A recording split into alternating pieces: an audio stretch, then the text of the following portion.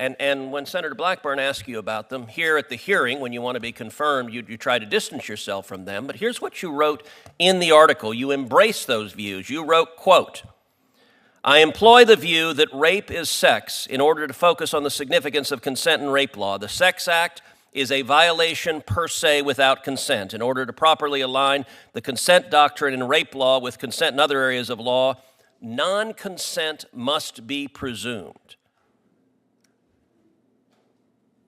Do you believe that is a mainstream view, that heterosexual sex is rape? Okay, pause. Did you catch that?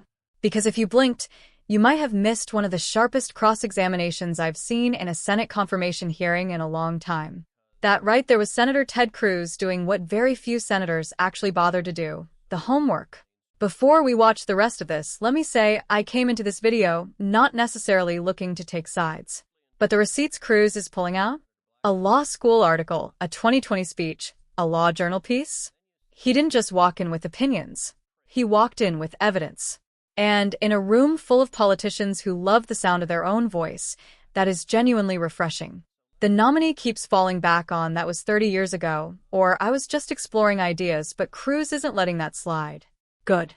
These are lifetime appointments to the federal bench, and the American people deserve that level of scrutiny.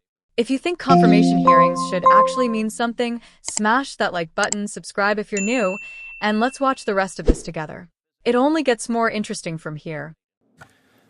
Thank you, Mr. Chairman. Judge Ketsubai, I think your fellow nominees owe you a debt of gratitude, because many Biden nominees have been extreme, but your record is so far out of the mainstream that you have attracted virtually all of the questions. I was particularly intrigued by your statement to Senator Blackburn that you said you are not, in fact, a Marxist. And then you said, and I wrote it down, "I have not praised Marxist ideas." Now, as you know, in law, there is the fact of evidence. And so let's go to something you wrote, an article that is entitled "Centralized Property Theory," in which you wrote, it begins, it's on the front page of your law school newspaper. You write, quote, "Intimate knowing, the lovers kissed, familiar and ever exciting, passionate transcendence. Beyond the physical exhilaration lies a burning light in our limbs, our hearts. Floating, flying, falling in every direction, amorphous and wonderful, time-stretching, space-curving, exquisitely explosive eros. And yet I timidly tremble every time." Now, somehow this is about property, which is not immediately evident as to why, but later in the article you write, you say, "Property is not simply a relationship between an owner and an object of ownership. Property is primarily a complex relationship between people and secondarily regards the objects people exploit. Historically, three paradigms have dominated European notions of property. Locke appealed to the notion that labor points to who has the right to exploit property. Bentham relied on utility to dictate who has rights based on how the property is exploited. And Marx was plainly disgusted with the alienation that property imposed and its establishment of an us and them and haves and have-nots. Each theory alone denies important components of human experience. Among them are the ability to work, the need for personal privacy and boundaries, and uniquely diverse desires which spin us all in differing life directions. However, the process towards integrating all three may provide a framework for relationships that enhances each unique self. The aspiration towards intimate knowing, the intimate knowing of oneself and others, is a creative struggle towards redefining property." What the hell does that mean? Senator, when I was preparing and reviewing my materials for this hearing and for the process, I also have to admit that that writing was far from clear or articulate, and the poetry was definitely not good.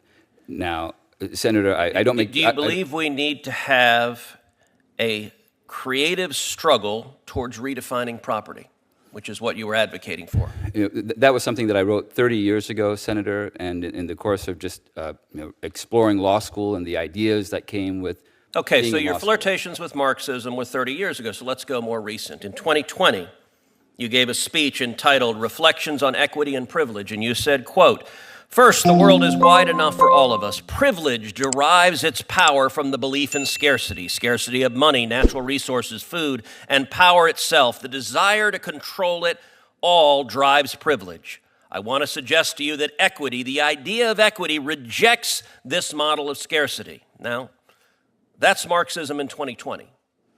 What did that mean?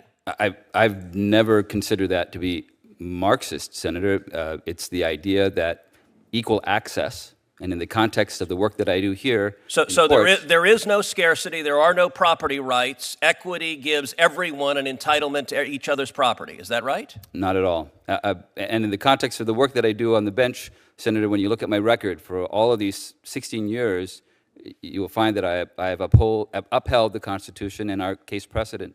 Okay, well, let's turn to something else you wrote in the Wisconsin Women Law Journal. Again, this is your writing. The name of the article is Destabilizing Power and Rape, Why Consent Theory and Rape Law Has Turned on Its Head. You cited Professor Catherine McKinnon, who argued, quote, "Sexuality itself is a power web in which heterosexual relations per se are infused with violence and control, and, quote, most intercourse is rape." Now, her views are extreme, and yet, and when Senator Blackburn asked you about them, here at the hearing, when you want to be confirmed, you try to distance yourself from them. But here's what you wrote in the article. You embrace those views. You wrote, quote, "I employ the view that rape is sex in order to focus on the significance of consent in rape law. The Sex Act is a violation per se without consent. In order to properly align the consent doctrine in rape law with consent in other areas of law, non-consent must be presumed." Do you believe that is a mainstream view, that heterosexual sex is rape?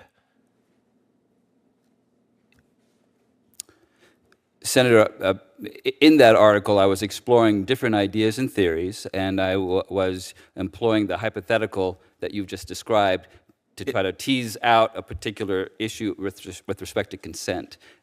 With respect to your last question... So you also quoted Professor McKinnon, who wrote, quote, "Sexuality is to feminism what work is to Marxism." Let me ask you again, what does that mean?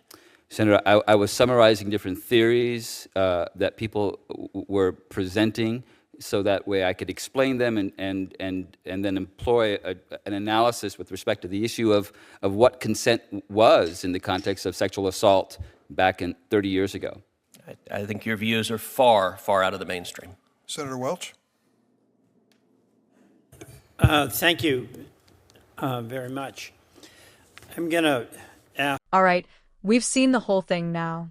Let me break down why I think Cruz came out on top and why it actually matters. Start with the preparation. Cruz didn't ask a single question off the top of his head. Every point was sourced directly from the nominee's own writing. The property theory article, the equity speech, the rape law journal piece. He built a case exhibit by exhibit the way a good lawyer does.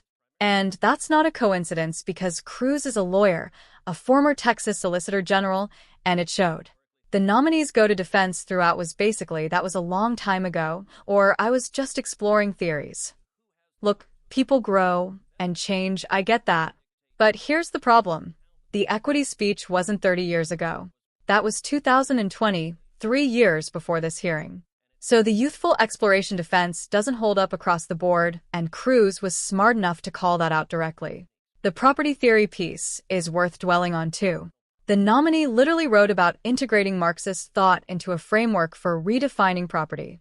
You can dress that up in academic language all you want, but when you're being nominated to a federal judgeship where you interpret property rights, contract law, and constitutional protections, that's a legitimate line of questioning.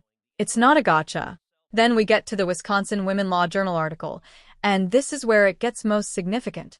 The nominee cited and by their own writing employed the view that heterosexual sex is inherently violating without consent, and that non-consent should be presumed. That is not a minor academic footnote.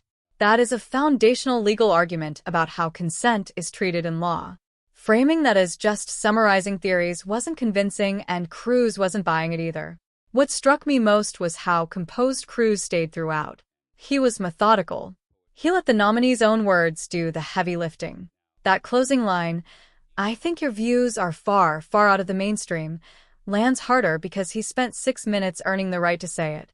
I'm not here to tell you what to think about judicial nominees or Senate politics.